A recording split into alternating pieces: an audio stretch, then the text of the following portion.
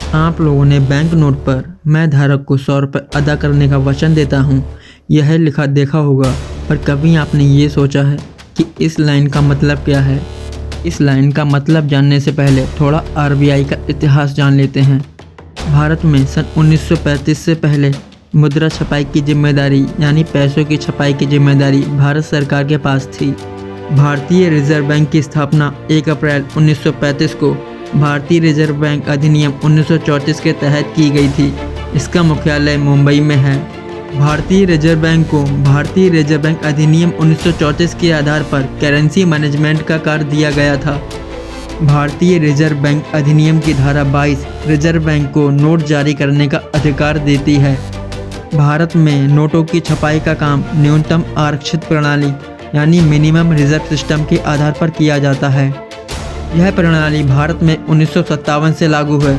इसके अनुसार reserve bank को यह अधिकार है कि वह आरबीआई फंड में कम से कम 200 करोड़ रुपए मूल्य की संपत्ति अपने पास हर समय रखे। इस 200 करोड़ में 115 करोड़ का सोना और शेष 85 करोड़ की विदेशी संपत्ति रखना जरूरी है।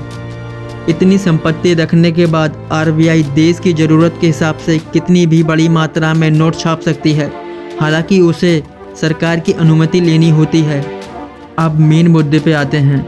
मैं धारक को 100, 200, 500, 2000 रुपये अदा करने का वचन देता हूँ। इस लाइन का मतलब क्या है?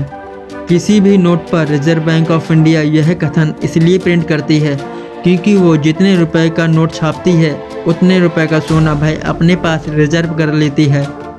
वह धारक को ये विश्वास दिलाने के लिए ये लाइन लिखती है कि यदि आपके पास 500 रुपये का नोट है तो इसका मतलब यह है कि रिजर्व बैंक के पास आपके 500 रुपये का सोना रिजर्व है।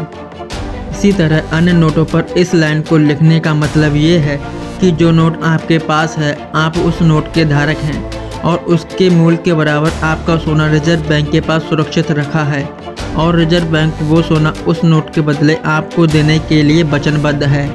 रिजर्व बैंक 200 करोड़ रुपए की संपत्ति इसीलिए रखता है ताकि नोट पर रिजर्व बैंक के गवर्नर की शपथ मैं धारक को 200 रुपये अदा करने का वचन देता हूँ, इस वचन को निभाया जा सके।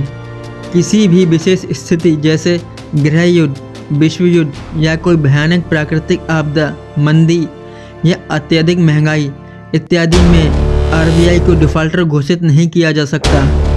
अर्थात जिसके हाथ में यह शपथ वाला नोट होगा उसको उतना भुगतान करने की जिम्मेवारी आरबीआई की है। इसी कारण यदि कोई व्यक्ति किसी सही नोट को लेने से मना करता है तो इसका सीधा मतलब ये है कि वह आरबीआई के गवर्नर अथवा सरकार के प्रतिनिधि की आज्ञा को नहीं मान रहा है, अर्थात कानून तोड़ रहा है। इसलिए उसके खिलाफ कानूनी कार्रवाई की जाएगी। आपको ये फैक्ट कैसा लगा? अगर आपको ये बात पहले से पता थी तो वीडियो लाइक कीजिए, अगर नहीं पता थी तो वीडियो शेयर कीजिए और हाँ, चैनल को सब्सक्राइब कर लीजिए। वीडियो देखने के लिए आप सभी लोगों का धन्यवाद।